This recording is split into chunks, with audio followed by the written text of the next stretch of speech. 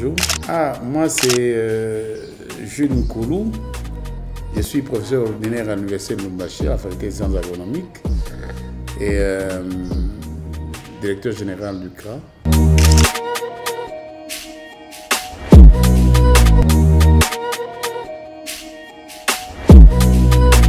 Bon, il faut dire que c'est un processus.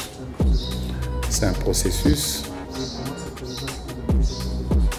En fait, cette politique agricole va viser une réorganisation des structures paysannes. Ça veut dire il y a l'agriculture paysanne qui va être promue et le fruit de cette agriculture paysanne va être résorbé par le marché et d'office parce que cette politique promet aussi, fait la promotion de l'agriculture locale.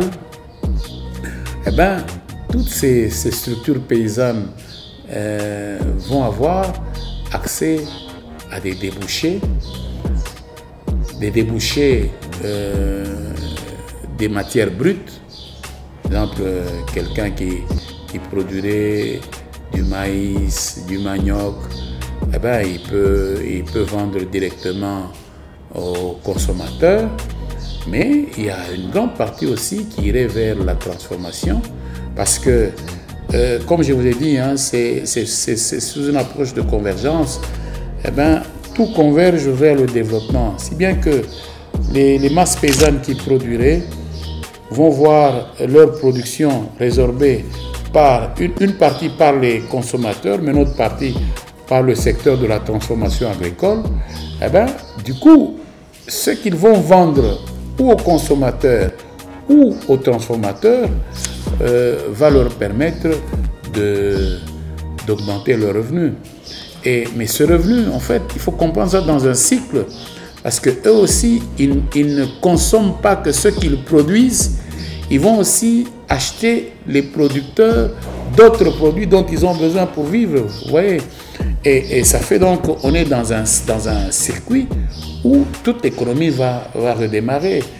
Les masses paysannes qui produisent, les fermiers qui produisent, les entreprises agricoles qui produisent, etc. En fait, on va avoir une bonne part de l'agriculture qui contribue à la croissance du produit intérieur brut, à faire que finalement l'agriculture va retrouver sa place dans ce pays, parce que regardez, dans l'économie nationale, la part de l'agriculture est très très faible. Aujourd'hui, c'est plutôt les mines qui supportent le secteur agricole dans notre pays à plus de 80%.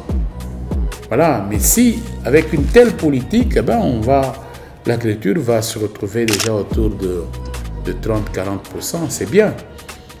Là, je parle de la logique production, transformation, distribution, consommation. Et donc là, on est vraiment dans un schéma d'économie formelle qui va faire que toute l'économie va redémarrer. Et si la politique fiscale s'en mêle, une politique fiscale adaptée à la situation, eh bien on va se retrouver comme dans les autres pays où les gens consomment ce qu'ils produisent. Parce que le drame dans notre pays, c'est que nous consommons ce que nous ne produisons pas.